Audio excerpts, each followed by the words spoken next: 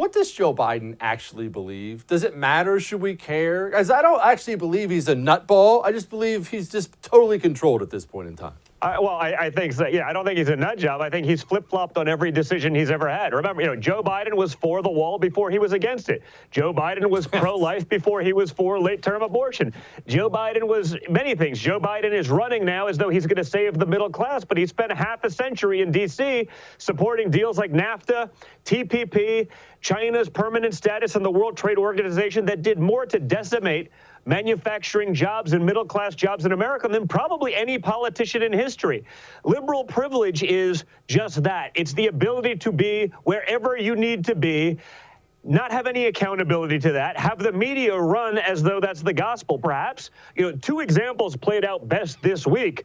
The first being, Joe Biden going to Pennsylvania and telling people there on camera, I'm not against fracking. That's ridiculous. I go, you mean that's not on your website? You're not eliminating fossil fuels by 2030, eliminating all new fracking right away? Because I'm reading it on your website. You said that during the CNN debates. You said that at the 2 or 3 town halls when you've emerged from your burrow on occasion. But the media, there's no fact checking that. I get fact checked all the time. Things that everyone knows what is meant, everyone knows what was said, but because a comma's in the wrong place, they say, well, that's factually inaccurate. Joe Biden's lying to the people of Pennsylvania because the media knows that being against fracking in Pennsylvania will hurt Joe Biden in Pennsylvania. So he can be over there on that issue, and then in other places he can be whatever, and they refuse to even question it.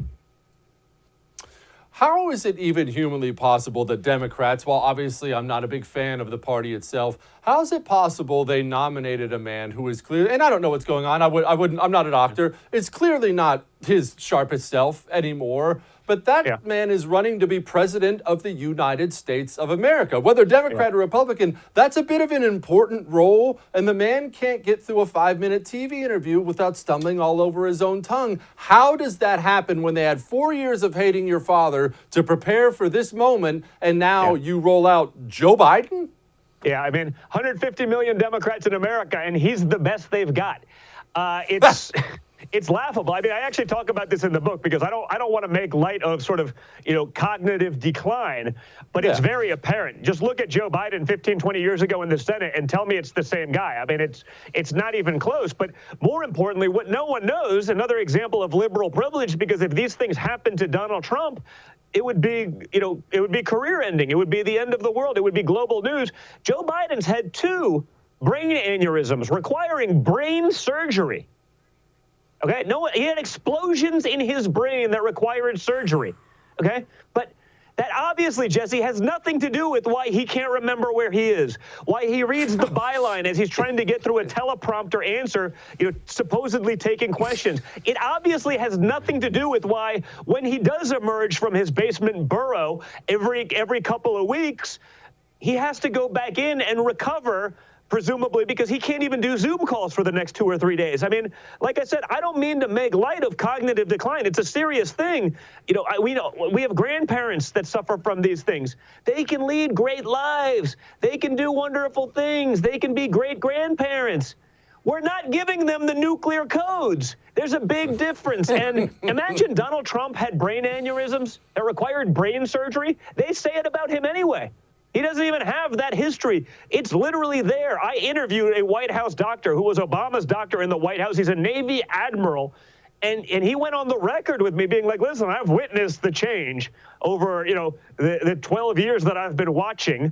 I don't, as an American, as a Navy admiral, I don't feel right like that this guy could possibly be in charge. But Joe Biden is he's like the camouflage the left wants to use to push their radical agenda. Look, it's blue-collar Joe. You heard, all week, you heard he's so nice. He's so, that nice is great. I don't know. Nice, I don't know if I want him running my country. I want nice up against President Xi in China talking trade.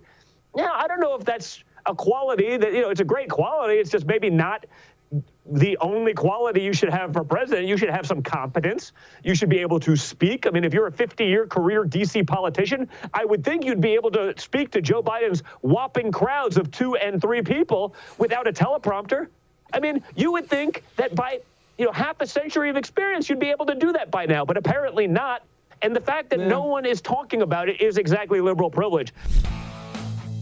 Hey, thanks so much for watching The First on YouTube. If you liked what you saw, go ahead and like and subscribe. You heard me. Like it, subscribe. You'll get a lot more of it and a lot more of me.